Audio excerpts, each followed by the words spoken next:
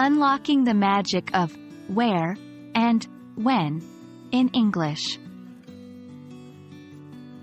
Hello, language learners. In this video, we'll be delving into the wonderful world of English grammar.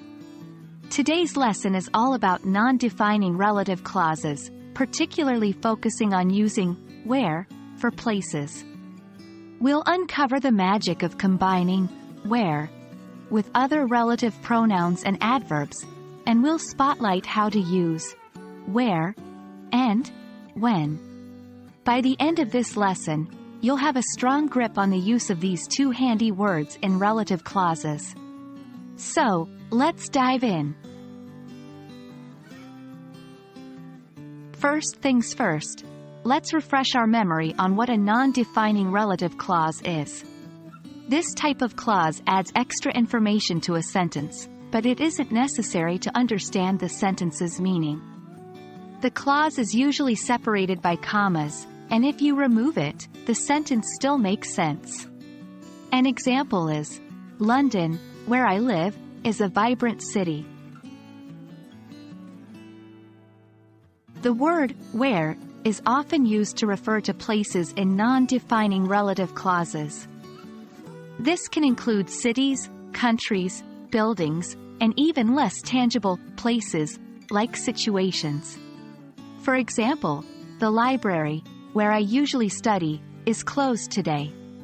Here, where is used to link the library with the information about the speaker studying there. This section is the crux of our lesson. You can combine where and when in a non-defining relative clause, particularly when you're talking about a place and a time together. An example is, Paris in the summer, where the days are long and when the city comes alive, is my favorite place to be. In this sentence, where refers to the place, Paris in the summer, and when refers to the time, the period when the city comes alive.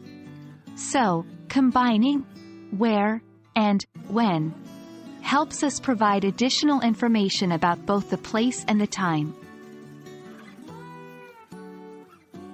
The best way to master this concept is through practice. Try to make your own sentences using where and when together in a non-defining relative clause. Consider places and times that are meaningful to you. Here's a sentence to start. My grandmother's kitchen, where the smell of freshly baked cookies fills the air and when we share our deepest secrets, is the coziest place on earth. And there we have it. A deep dive into the use of where and when in non-defining relative clauses. We hope that you find this lesson helpful and informative. With practice and consistent use, you'll become more comfortable and confident in using these elements in your conversations and writings.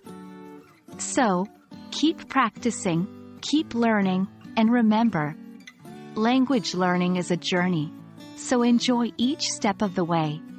See you in our next lesson.